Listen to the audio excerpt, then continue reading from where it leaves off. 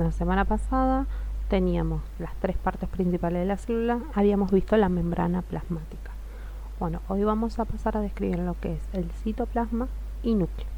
Hasta la semana pasada nos habíamos quedado en lo que era el citoplasma. Bien, ¿qué podemos decir del citoplasma? Que es la parte más acuosa de la célula, pero vamos a descubrir dos porciones, vamos a poder dividirlo en dos porciones. Vamos a tener lo que es el citosol por un lado y los orgánulos por otro. Vamos a empezar a describir lo que es el citosol. Bien, el citosol es la parte acuosa de la célula, va a estar compuesto entre un 75 y un 90% por agua. ¿Qué podemos encontrar? Vamos a encontrar iones, ATP, glucosa. Van a producirse reacciones químicas vitales para la célula. Se van a poder sintetizar proteínas, ¿sí? Y después vamos a tener los orgánulos, que los vamos a ir describiendo uno a uno. Los distintos orgánulos que vamos a empezar a describir ahora van a cumplir funciones específicas cada uno. Es importante que todos funcionen en armonía porque por la homeostasis, que ya lo estuvimos viendo. Bien, lo primero que vamos a empezar a describir va a ser el citoesqueleto. El citoesqueleto lo tenemos que pensar como una red que está para organizar, ¿sí? Va a organizar los orgánulos, va a organizar lo que es la ubicación de la célula, cómo se mueve, cómo se desplaza. Pensémoslo como andamios. Bien, esta red va a estar compuesta por tres tipos de filamentos. Vamos a tener en un inicio los microfilamentos, que van a ser los filamentos más pequeños de esta red, ¿sí? Que van a estar compuestos por actina y miosina. Bien, va a participar en contracciones, en locomoción, movimientos, ¿sí? Y soporte de las microvellosidades, por ejemplo. Bueno, después vamos a tener los filamentos intermedios, que estos van a participar de la fijación de distintos orgánulos, como por ejemplo el núcleo, porque tienen mayor resistencia, son como más fibrosos, ¿sí? Por último vamos a tener los microtúbulos, que el componente principal va a ser la tubulina, y acá lo vamos a encontrar en distintas partes de la célula, por ejemplo las uniones celulares, ¿sí? Van a participar en el movimiento de la célula, como por ejemplo en los cilios y en los flagelos, ¿sí? Bien, otra de las estructuras que vamos a ir mencionando van a ser los centrosomas, los cilios y los flagelos. Bien, centrosoma primero. Centrosoma van a estar a par, van a ser un par de centrómeros, ¿sí? En cada una de las células. Lo importante acá es la función que van a cumplir. Ellos se van a utilizar en la división celular porque va a ayudar a la organización del uso mitótico cuando se esté dividiendo la célula.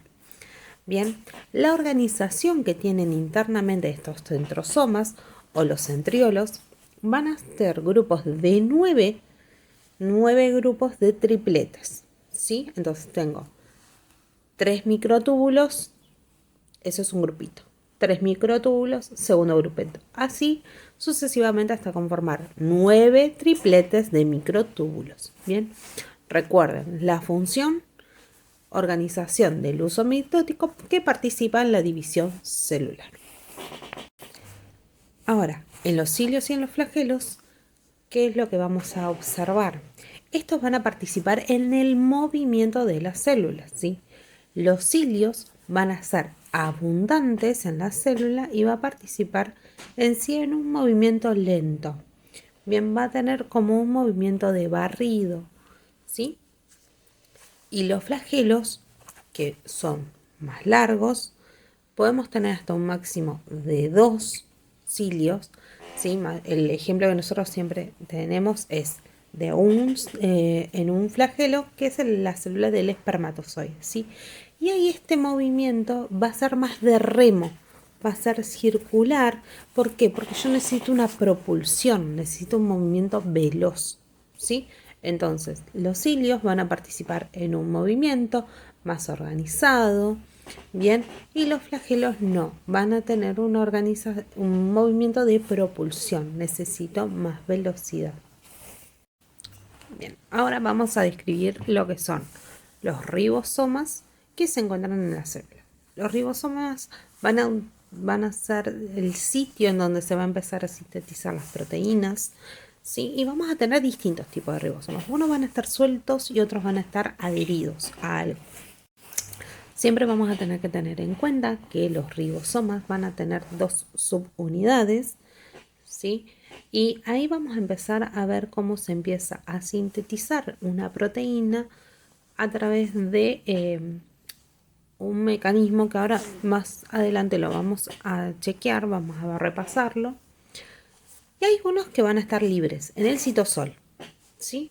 Entonces, estos ribosomas libres van a empezar a sintetizar proteínas que se van a utilizar en el citosol de la célula, ¿sí? Puede ser, por ejemplo, que estas proteínas que después que se sintetizan se vayan a través de una exocitosis. Recuerden que es exocitosis, búsquenlo, ¿sí? Ahora después vamos a tener otros ribosomas adheridos a algo que es una organela que se llama retículo endoplasmático. Y si tiene ribosomas adheridos va a ser el retículo endoplasmático rugoso, ¿sí? Ahí va a cumplir una función que va a sintetizar glucoproteínas o los fosfolípidos, ¿sí? Entonces vamos a empezar a sintetizar estas proteínas que pueden irse hacia la membrana o hacia distintos orgánulos.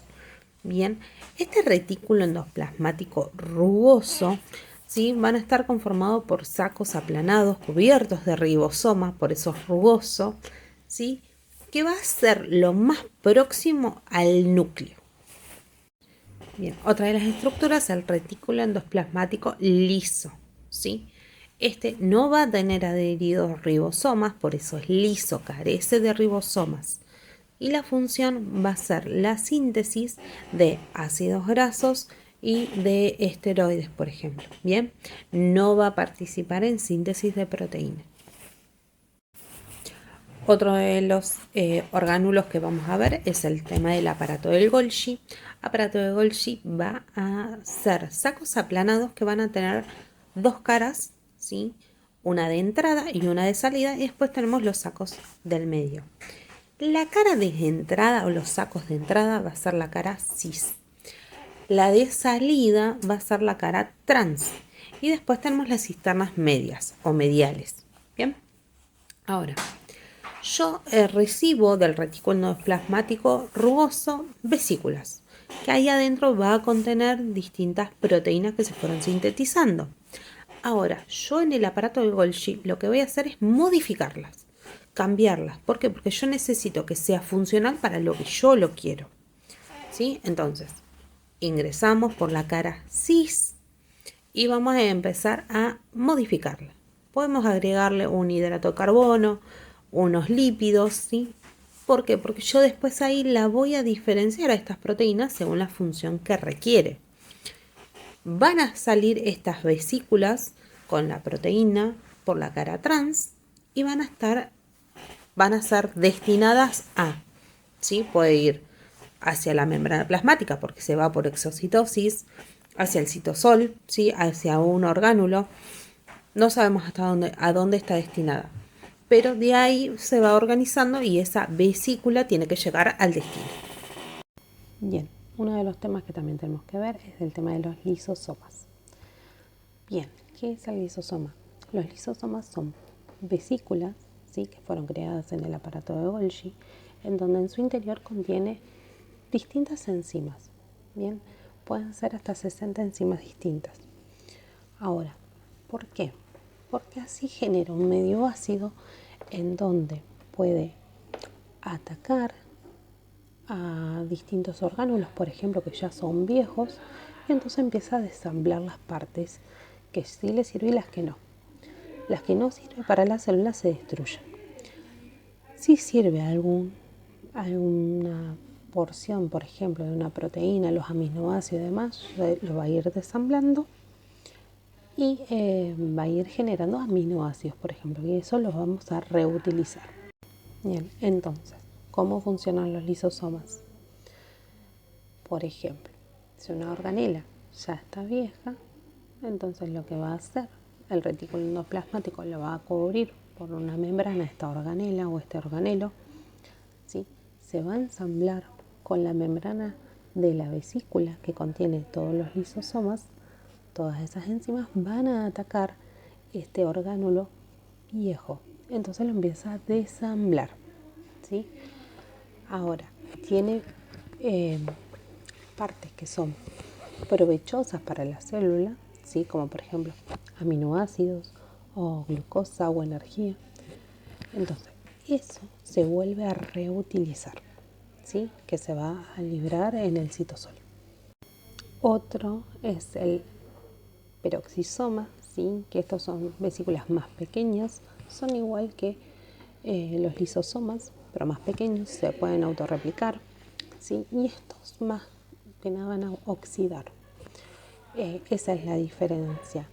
Contienen oxidasa y van a atacar más que nada ácidos grasos o aminoácidos, ¿sí? O toxinas, por ejemplo. Entonces, por ejemplo, estos los podemos encontrar en abundancia en células del hígado, por ejemplo. Y después, por último, tenemos los proteosomas, ¿sí? Que estos son anillos.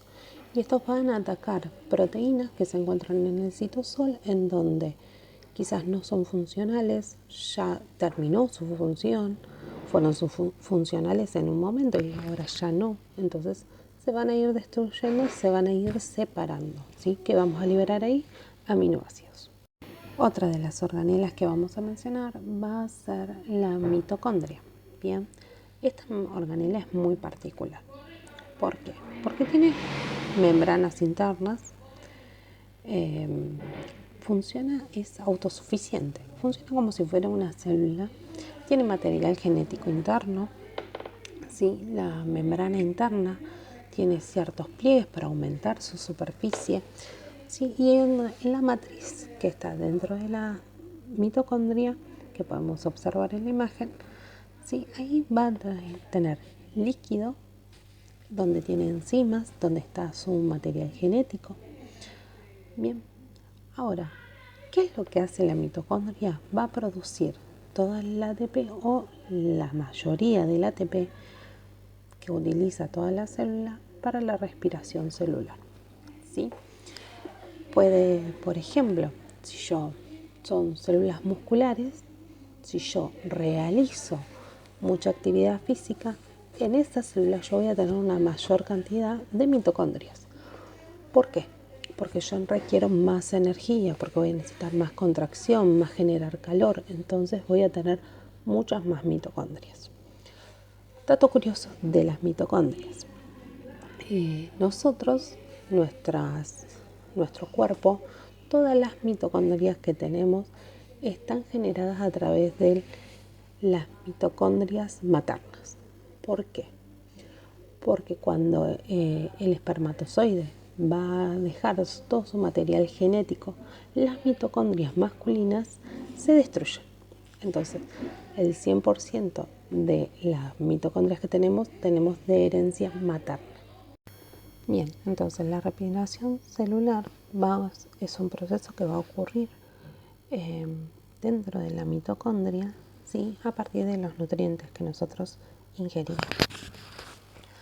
Ahora, se va a dividir en distintas partes. En la etapa inicial va a ser la glucólisis, que se va a dar en el citosol, bien, dando como resultado solamente 2 moléculas de ATP. En realidad da 4, pero yo ya al iniciar gasto 2, entonces ganancia me quedan 2 moléculas de ATP. Bien, esto va a requerir muchas reacciones químicas, ¿sí? Pero después vamos a iniciar lo que es una etapa respiratoria aeróbica dentro de la mitocondria, dentro de sus crestas. ¿Se acuerdan que yo les dije que había unas membranas, unos pliegues internos? Bueno, esto se va a llamar crestas mitocondriales. Bien, en esta fase sí voy a requerir de oxígeno. Bien, ¿por qué? Porque me va a requerir de esto para poder empezar a oxidar toda la molécula de glucosa, por ejemplo, y así llegar al resultado final de la energía. Entonces, para que quede claro, lo que se produce en el citosol, esos 2 ATP, no va a requerir oxígeno, pero cuando ya ingresa a la mitocondria, ahí sí requiere oxígeno. Y ahí vamos a iniciar lo que es el ciclo de Krebs, ¿bien? En donde se van a producir 2 ATP más 6 NAD y 6 FAD. Yo el ciclo de Krebs no lo pregunto, sí, pero sí es importante saber qué se da en la mitocondria, sí, y cuál va a ser el resultado. Porque estos FAD y NAD que yo nombré recién van a empezar a oxidarse y eso me va a dar como resultado los ATP, que van a ser entre 26 y 28 moléculas de ATP, que es la energía, ¿sí? Otra de las cosas que yo no les dije, ¿se recuerdan que yo les dije que el ATP era adenoasin trifosfato? Bueno, yo voy a ir gastando estos ATP y me va a quedar adenoasin difosfato y así voy a ir gastando esas 3 moléculas que lo conforman al ATP, porque es tri, porque son 3. Bueno, ahora pasamos a lo que es el núcleo. Bien, ¿qué es el núcleo? Es el centro de operación de la célula, en donde resguarda todo lo que es el material genético. En el esquema nosotros siempre como ponemos el material genético, todo así, todo desenmarañado, pero en realidad tienen que comprender que después empieza a adquirir una estructura. Bien, ahora, ¿qué podemos describir del núcleo? Bien, que tiene una envoltura nuclear, que esta es una doble bicapa lipídica, ¿sí? ¿Por qué? Porque necesito proteger bien este genoma, pero voy a tener una conexión entre el interior del núcleo y el exterior, o sea, el citosol, a través de unos poros nucleares, ¿bien? Que ahí yo voy a poder producir un tipo de transporte, ¿bien?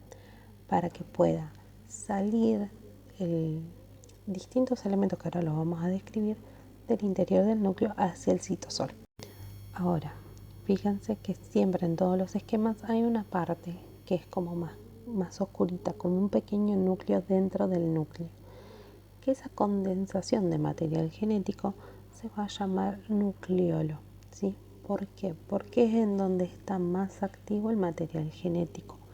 No está organizado todavía en cromosomas, que ahora lo vamos a ver. Bien, ahí en ese nucleolo se están fabricando los ribosomas. Bien, ahora para empaquetar esto, para que adquiera esa forma, no es que está el material solo ahí genético suelto, no.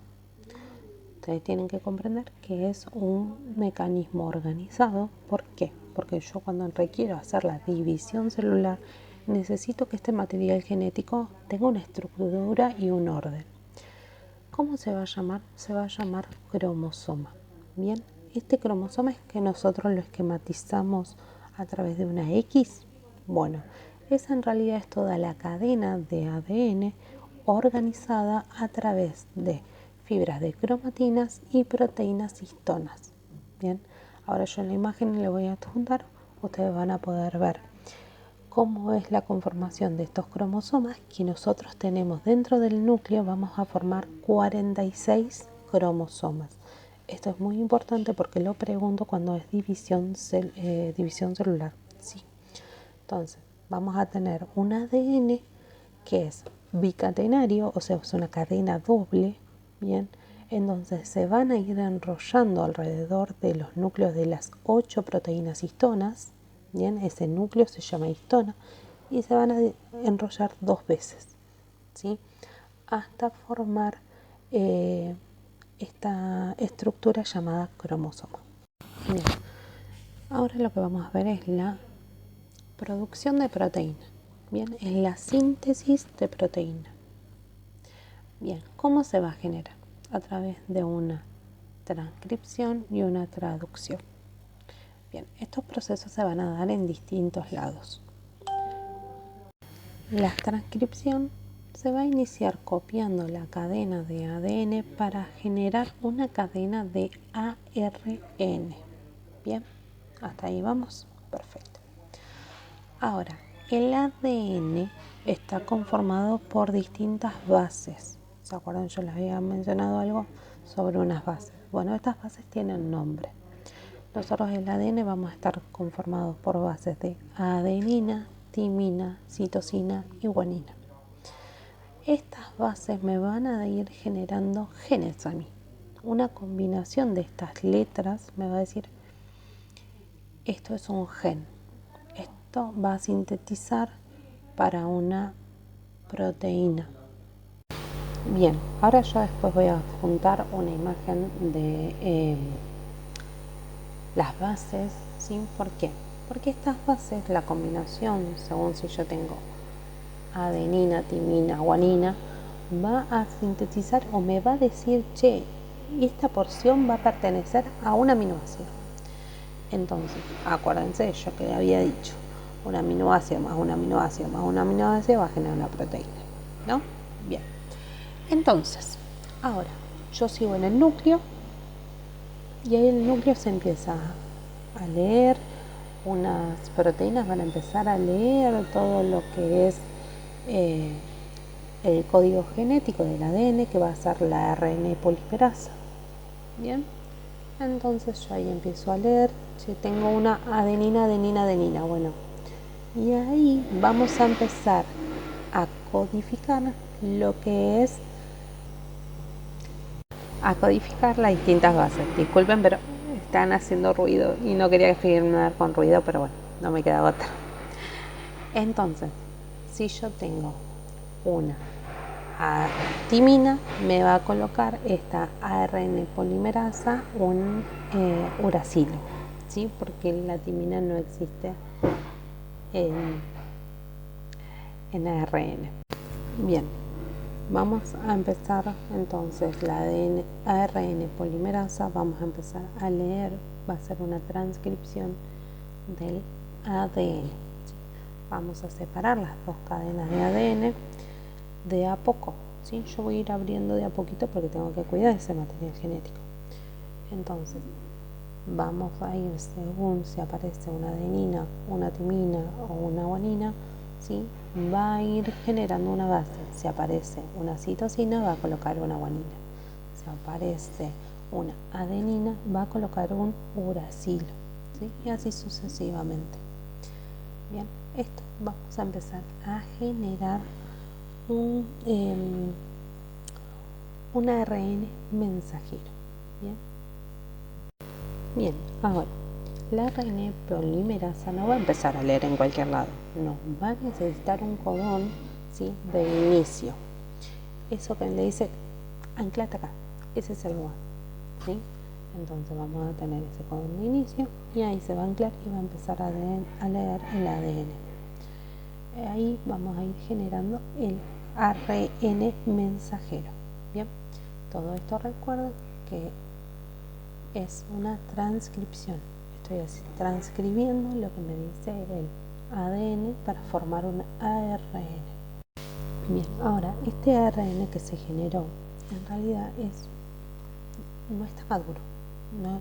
Ya no es que así lo puedo leer para generar la proteína. No. ¿Por qué? Porque va a tener intrones y exones. Bien. Los intrones van a ser eliminados. Entonces, empiezo a leer y digo, esta es la porción de un intrón, entonces esto no va a codificar para esta proteína y va a dejar la parte del exón, ¿sí? Entonces yo empiezo a leerlo, va corriendo por el ARN mensajero. ¿Por qué? Porque si no va a codificar para un aminoácido, esa parte va a ser eliminada. Bien, ya vamos saliendo del núcleo, ¿sí? Ya tengo el ARN mensajero, salgo del núcleo, voy al citosol, voy a eliminar estos intrones y me va a quedar todo ARN mensajero con exones, que eso ya es maduro, ¿sí? Entonces ahí vamos a empezar lo que es la verdadera síntesis de proteína. ¿Por qué? Porque se me van a anclar la subunidad menor y mayor de los ribosomas y vamos a empezar a ir corriéndome por ese ARN mensajero. Y según las bases de A3, ¿sí? Puede ser adenina, citosina, citosina. Ahí ya voy a colocar un aminoácido. Ahora, siempre vamos a iniciar con un mismo aminoácido, ¿sí? Que va a ser la base de inicio. Y ahí vamos a ir a estas subunidades ribosómicas, se van a ir trasladando a través del ARN mensajero, ¿sí? Hasta llegar a un codón de finalización. Y ahí se desprende todo, se divide todo. Se va a la subunidad mayor, menor, por un lado el ARN mensajero. Si este ARN mensajero me sirve para otra proteína, con esos intrones y esos exones, porque después se vuelve a ensamblar. Entonces no voy a sintetizar otro ARN mensajero. Acuérdense, la célula es muy sabia. Vamos a ahorrar la mayor cantidad de tiempo. Entonces puedo volver a sintetizar otra proteína, ¿sí? Desde un codón de inicio, que siempre es el mismo, y hasta uno de los 3 codones de finalización. Después busquen en la imagen de los aminoácidos cómo se llaman los codones de inicio, el codón de inicio y los codones de finalización.